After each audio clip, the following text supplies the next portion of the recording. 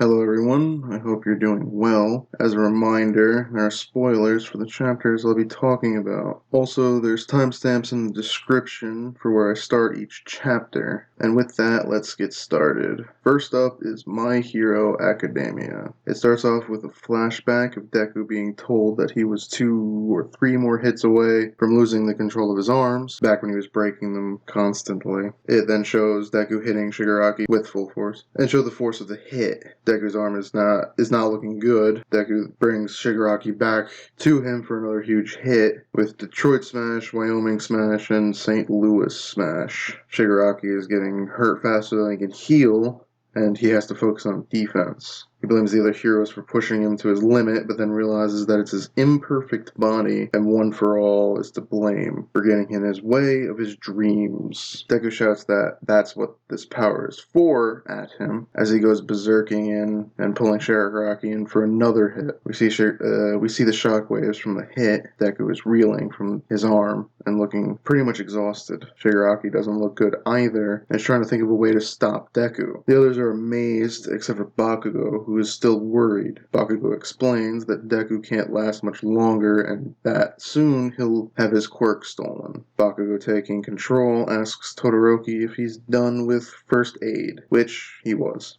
and Bakugo tells him to grab onto him. Bakugo then tells Endeavor not to waste fire flying towards Shigaraki, and for Todoroki to keep Endeavor cool till the last possible moment. Endeavor understands Bakugo's plan, though Rocklock is worried because they're kids. Todoroki asks Rocklock to take care of Aizawa. Rocklock is even more worried, but says that he's got it. Bakugo blasts off towards the fight. Bakugo then explains when they all should attack, and Todoroki says for Deku to hang on. Bakugo is worried, thinking back to some of their past talks about One for All, saying that if it's a cursed power, even if it is a cursed power, but before he finishes, it shows All Might doing good and Deku growing because of the power. Then it shows Berserk Deku, and Bakugo is worried. The moment for Endeavor to attack arrives, and Endeavor grabs Shigaraki. Deku tells them they should get out of there, but they ignore him, and Endeavor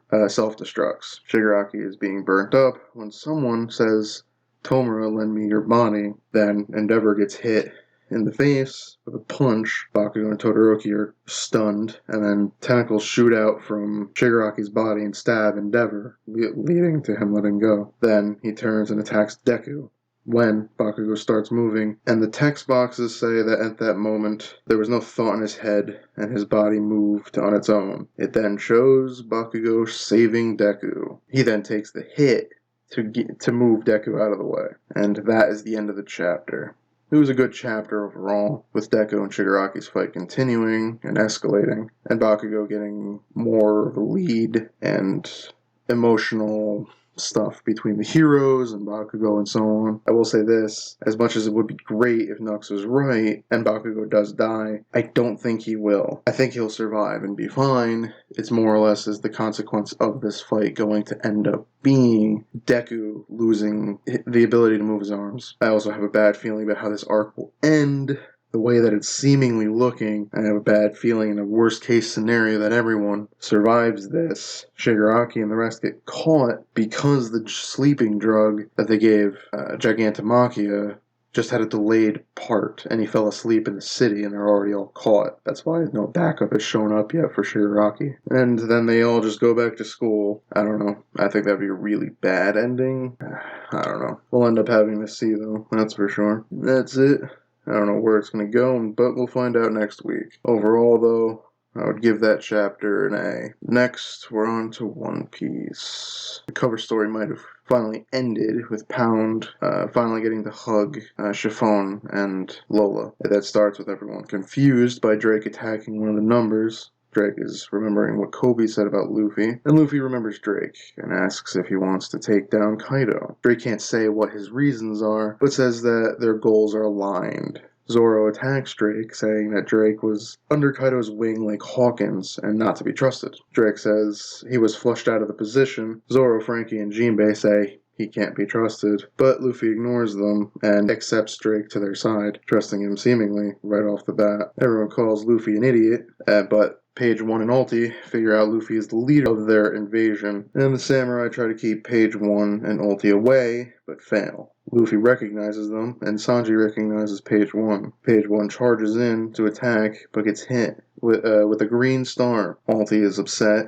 that Page 1 was hit and asks who did it. Nami seemingly confidently says it was her, only to be revealed that Usopp was saying it behind her back. Nami then hits him to stop him from continuing to talk. She says whatever and accepts that they have to fight, though she ends up running away. Ulti and Page 1 chase after Nami and Usopp. Sanji yells to Usopp to protect Nami. Sanji and Luffy start running towards Kaido when Luffy says to cover their ears. We see then Apu using his ability, but it doesn't work. Apu then tries to wake up the numbers by telling them to sober up, but we end up seeing one of them is fine. The samurai are concerned by the numbers, seeing how big they are and monsters. Luffy wants to stop Apu and Hacha, but Sanji tells him to keep moving. Frankie and Jinbei agree that there are too many of the numbers for them to handle, and Hacha is enamored by Frankie Shogun. Jinbei tells Frankie to leave the dome to take Hacha away and save the samurai, and so Frankie does, more or less gonna have a one-on-one fight with one of the numbers, if not multiple of them. Zoro and Drake are still fighting and arguing, but stop when they see Apu. And they both hit Apu, but he recovers, calling Drake a leech, and Drake wants to beat up Apu. Zoro, more or less agreeing that Apu needs to be taken down a peg, asks to team up with him. Apu is shocked by their team up, but then Queen starts shooting into the crowd. Queen calls Drake a spy, and that he won't waltz out of there alive. Drake is confused by why King shot into the open crowd, knowing that wouldn't kill him, but then realizes what the bullets must be, something bad. We cut to Kaido and Jack having lost a tusk and even in a really bad state, Kaido moves him out of the way and protects him and starts defending him as Jack is more or less down because the mink really took a thrashing to him. We then finally see the Sulong forms of Nekomamushi and Inuyarashi, and they're quite monsters, and they don't even look like they're hardly breaking a sweat, but then they show both sides have heavy casualties, both the mink and the beast pirates. Kinemon thanks the mink, and in the meantime Kaido prepares one of his dragon breath attacks. As he does unleash that attack, however, Kinemon cuts the flame breath and ends up cutting through to Kaido. They all then say they will not run away, as Kaido goads them, saying they should run while they still can. But Kinemon cuts the flame and hurts Kaido, which was extremely shocking. That was the chapter. It's on break next week, but this chapter was very good. The matchups are starting to form, and they're very interesting, especially Usopp and Nami versus Ulti and Page 1. The fighting is heating up, which is always great. And the next chapter should be very fun. I'll give that chapter an A. Now we're on to Jujutsu Kaisen. The chapter starts off with Kugisaki heading back to the fight while someone's trying to convince her to stay, someone of injury, before she actually showed up. But she doesn't go. She doesn't stay. We then cut to the fight between Mahito and Itadori, which surprised me, and then Mahito kills another 3 normal people, wishing that Dagon left more people for him. He then throws the 3 people at Itadori as he's arriving, as they keep climbing upstairs. Itadori asks if one of the people that was thrown at him was okay, only to find that he was transfigured and blows up in his face, blinding him with ink. Mahito goes for an attack, but it cuts to Kugisaki versus Mahito that we were left off with from the last chapter, and they're still fighting. Mahito's internal monologue explains that this one that's fighting Kagasaki is a fake, and that he can change his form, but he can't transfigure anyone's soul or other humans. So the way she's fighting is like she's fighting the real one, but she isn't. They keep fighting, but the fake isn't concerned, and they keep trading blows, but Kagasaki keeps getting the worst of it. The fake continues to taunt her, but she's unaffected and keeps attacking, which makes the fake grow bored. She does some kind of attack that seemingly distracts the fake by throwing nails at his feet, in which she was in a higher position. She then jumps down, but as she does, the nails pop up and stab him through, which causes him not to move. She then lands on top of him and has a nail right in between his eyes. She then says this should be effective against him. He is then shocked and realizes that she's been bluffing the whole time. She then attacks him by drilling the nail between his eyes, which seemingly worked on both the real one and the fake one. They explain the technique and that Kagasaki used, and to hopefully simplify it, she was able to hit the fake's soul, which ended up actually hitting the real one's soul, hurting him, which then hurt the fake one. Mahito then realizes that Itadori isn't his only natural enemy. Kagasaki ends up realizing that the one she's fighting is a fake, as he can't use his whole techniques, which he then taunts her, saying that her attack wasn't all that powerful, and that then, when she asks that he's a fake, he then says yes. And that was the chapter. It was a good chapter. It was weird, but good, with showing both Itadori and Kagasaki fighting Mahito, but then explaining what's actually going on. The fighting's always good, and the chapter overall was good. It does always keep me guessing for the most part. So I'll more or less understand more as I keep reading it. So overall, I'd give that chapter a B. Next is We Never Learn, which starts where it left off with the pair of students stuck at the end of the broken dock, with Noriyuki and Asumi looking worried, thinking about how to help them. Some random people, and at least one of the older students, ask why are they both out there. Noriyuki tells them to stay back because it's dangerous, and that Noriyuki says that they'll call the fire rescue right away. When one of the students says it's their fault for being out there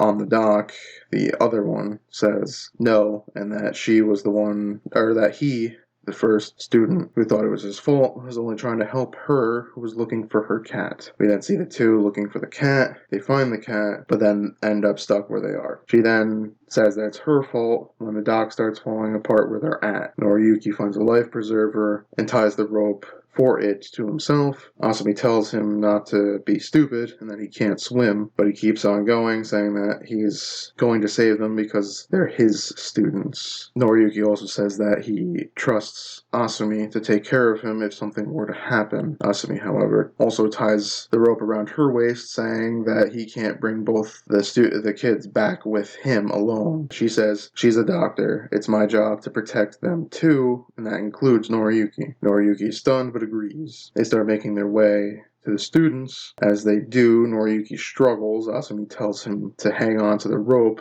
that they're holding on to, which is more or less keeping the dock together. Their posts, anyway. But as she's saying that, Asumi then slips from their little foothold. But Noriyuki catches her. She apologizes for slipping. She was just telling him to be careful. Noriyuki says it's fine, then tells her that when his dad died, he was smiling, and that he's sure that her dad made the right call. This shocks Asumi. Noriyuki then says that if they make it back safe, he wants to tell her how he really feels. Asumi, having no other way to, I guess, express what she's thinking, just simply nods. And they continue to the two students that are stuck. We cut back to the people on the pier where the dock was, and it's the two older students looking on. The one was calling for the firefighters but saying why haven't they shown up yet. The other one was looking more or less longingly at what was going on, and the one her friend asks what she was spacing out for. We then see that Noriyuki and Asumi got the kids to safety, got them back to the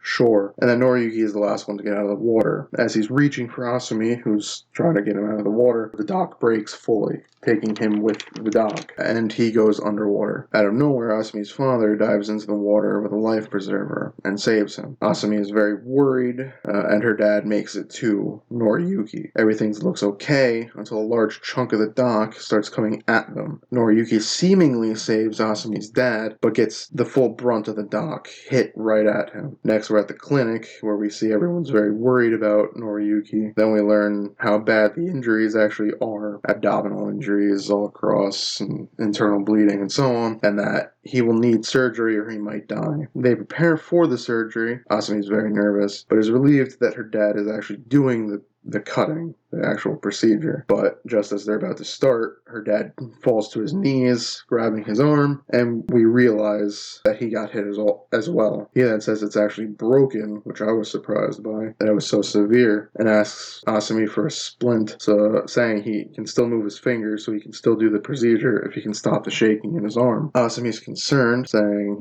he can do permanent damage to his arm, but her dad ignores that and doesn't care about his arm, saying that he's the only one who can do the surgery because everyone else is gone. There isn't another doctor on the island, and how could he face Noriyuki's dad if he doesn't save Noriyuki? Asami then tells him that he made the right call with Noriyuki's dad and that he's always made the right call for his patients, what was right for them. Asami then thinks about how she can do the best for her patients and remembers that Noriyuki said that he trusts her. Then she says she can do the surgery, and that's where the chapter ends. It was a good chapter overall. There was a lot of drama with it, with them saving the kids, which I was surprised at how they took it, which was actually really refreshing. And the info that was there and all the drama and so on, even with the dad and blah, blah, blah. I do wonder how next week will go. These have been really dense chapters with a lot happening in them, so I wonder where it'll go from here. So we'll see next chapter. Overall, I think I would just give that one an A also. Next is Undead Unluck. Starts off with Andy making doubly sure he can use any means necessary, and says to Fuko that he'll need a real doozy of unluck. Juiz realizes what they want to do and asks if they can actually pull it off. Andy says they have a chance to do it. He then explains that with Unrepaired's partner, Latala, being with them, that means they can't use regular means because she can just avoid them or make them miss. So unluck is all they've really got because it's random. Juiz then details the mission out to the rest of them, how to stop Billy and Burn, and dishes out tasks for everyone. Nico is to keep treating Ishin and Top. He then gives full control of the facility to his crew that work with him in behind the scenes. Juiz then tells Shen and Phil to guard the artifacts, as they might try to go after them as well. She then asks if Chikara, if he can stop her bleeding from her neck, which he says he'll give it his best. She's about to give Titania orders when Fuko says to leave it to her and starts to try and reassure Titania that Billy may still be a good person and it's up to her to save him. Titania agrees with Fuko, and then Fuko goes with Andy to try to go after Billy. Unrepair is unimpressed at how easy it was to get the round table, but Billy knows that they'll be coming to stop them sooner or later. Unrepair is unconcerned, or isn't convinced, and is more impressed with Billy, as this is their first time meeting with him. Unrepair then says that they don't really care about killing God, but they want what comes after. Unrepair somewhat threatens Billy, saying that he better not betray them, but Billy brushes it off, knowing that they'll be able to work just fine together because they have their own goals, and that their goals align, they can trust each other. Nico's crew is jumping right into action to have efforts to slow down Burn. Nico then gives them an added task to add electromagnetic cables to the list of things they're preparing. One of his crew, seemingly his main one, argues with him, but he hunkers down and convinces them to add it in, and explains they just need a web of deadly things to shoot at them at Burn. Andy and Fuko keep climbing after Burn and Billy and co. And Fuko wants to talk it out with them to try to convince them to stop. Andy more or less agrees, but says that Billy deserves a punch in the face first, before they talk it out. Fuko also agrees to that. They make it to Burn, and whatever they have planned is prepped and ready. Billy is waiting for them, and ironically is surprised it's both what he says is undead and unlock, which is the roll credits moment of the manga. Billy then activates Unjustice, which has Fuko seemingly, because she's holding Andy's sword, have it come slashing towards her head, which confuses Billy, as it was seemingly similar to the reaction that Juiz had with Unjustice. But Andy jumps in front of the sword to cut off his own head, but before his head gets completely cut off, Fuko then kisses Andy on the cheek. Unrepair remembers that the kiss means unluck is coming and sort of jokes about it. That activates Andy's, he says it's head bullet, meaning it shoots out and into Burn's mouth. Unrepair slowly realizes that the unluck is going to be hitting at Burn now that Andy's head's inside. He then grabs Latala and kind of jumps down onto the platform to get away from the brunt of it. Then cables come out and wrap up Burn. Billy then thinks it's the unluck triggering, which maybe it was. I'm not actually too certain. But then it's not over yet, because then they freeze Burn, which Billy thinks is not enough to actually stop him. It's just a slow inconvenience, which with Burn frozen, Fugo says that there's one more, courtesy of everyone in the Union, which is in the form of a giant spike that pierces through Burns' chest. I think it kills him, though. I'm not too certain of that. And he says that they can't leave now, taunting Billy. And that's the chapter. It was a good chapter. More fighting, more continuing to build whatever's actually going to happen, which, and genuinely, I have no idea. They also showed some more character from a lot of the other Union members. And again, it gives a genuine enemy, but one they have to deal with first before God. So we'll end up seeing. And I'll give that chapter a B. Next is Mashle, Magic, and Muscle. It starts with Abel saying he's surprised that Mash is there, believing that only Rain was capable of taking out the evil eye. He doesn't believe Mash is stronger than Rain and is about to say it when Mash gaps, saying that there's something different about Mash. Abel then asks if there's something wrong with Mash. Mash says there's nothing wrong, and Abel finishes by saying that Mash seems capable. Abel goes on to say how life isn't fair and how he wants to keep the powerful high above and get rid of those who won't help the advancement of people, I guess. Give the powerful more power overall. Mash asks about those with no magic, and Abel says they must be disposed of. Mash is stunned. Abel even thinks segregation is too kind, in his words. And those who underachieve and shelter the weak must also be eliminated in order to fix the system. Mash then has a flashback of his dad raising him, all sorts of other goofy things, and that his dad is proud of Mash. He then seems to get pissed off, only for him to just be his normal weird self, and saying that he doesn't understand him, so they can't be friends. Because of this, Abel takes it as he's dense, meaning it's a defect that must be eliminated, and attacks Mash. Then we see the fifth Fang girl walking back to Abel's room, only to find Abel and Mash fighting. Mash smashes one of the dolls Abel sent to attack him, but it seemed that it was filled with acid. Mash then grabs the head because he smashed at basically the top of the chest, dislocating the head. He then grabs it and uses it as a bowling ball. And when he rolls it, he ends up breaking every doll that was in his way. The fifth Fang girl is very much shocked and dumbfounded by that, which was really funny. Mash then taunts Abel again, saying if someone who has a defect beats him, what does that mean for him? But Abel just brushes it off. Mash then asks about Lemon, but Abel doesn't know about her and says he only takes power from the other students. He actually doesn't care about who they are. Mash continues to say he's making them sick, but Abel still doesn't care, saying the strong will take from the weak.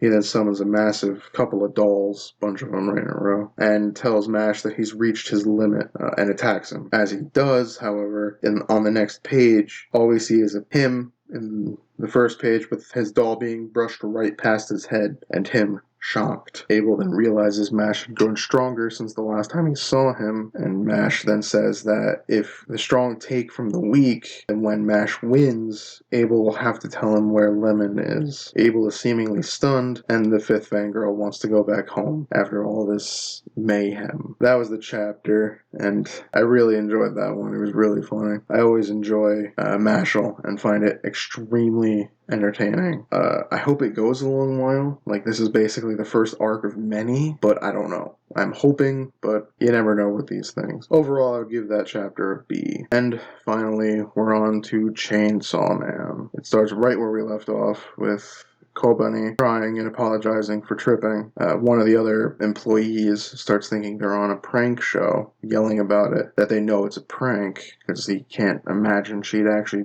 trip twice. But he gets beheaded for his trouble. Kobani, not knowing really what to do next, decides to reassemble the burger that fell on the floor and give it to him, as she's just crying. Chainsaw Man then does eat it and is seemingly satisfied. He then remembers another one of Denji's wishes, which he wanted to go on a date with a girl. Chainsaw Man then notices Kobani and takes her and gets ice cream and destroys the ice cream stand as they're eating ice cream, though she says that it doesn't taste like anything, which is pseudo weird, but whatever. He then takes her to a game center when a devil hunter shows up and attempts to save Kobani, but gets killed. Chainsaw Man then puts her in front of a dance game game and wants her to dance. She says they need money, which he then cuts open a money machine, which means she has enough of it. She's reluctant, saying she's never done it before, but he more or less just keeps staring at her, and she eventually breaks and starts dancing. We then see that she does dance on the game, and that she keeps dancing as it pans out and shows he's no longer there. When we next see Chainsaw Man, he's sitting on a roof when Makima appears out of nowhere and summons a whole bunch of agents to her side, working for her, and they have a task of taking down the Chainsaw Man. I don't recognize all of them. I think I probably should, but I don't know. Except I do recognize two, which is Reese and Cunexy, which were two. One was the Bond girl in one of the earlier chapters, and Cunexy was one of the assassins sent to kill him, and they both died by Makima. So none of that makes sense how they're still alive and seemingly in love with her. It gave me a lot of questions, I'll say that. They all end up saying that they want a reward when they beat the Chainsaw Man, and that reward is going on a date with Makima, which she ended up enjoying, that they wanted to go on a date with her. And that was the chapter. Yeah, I got a whole lot of nothing there. I don't even know what to say to that. It was a great chapter, I know that much for certain, and all I would say is pretty much you gotta read it. It's amazing what he's really doing. It's the most captivating one each week, and next week is going to be a bloodbath. We're going to really see some action here between Chainsaw Man and all these agents that are probably really high-powered. So I really look forward to seeing what happens there, and I'd give that chapter an A. That's all the chapters for this week. It was a great set of chapters overall, with One Piece and Chainsaw Man being the best of the bunch. Next week should be fun. Black Clover's back, and My Hero will continue the story there. So if you enjoyed, leave a like, and if you like watching these, I appreciate it. And if you could, give a subscribe. I'll be always doing these 1 week at least. So, and with that, thank you for watching.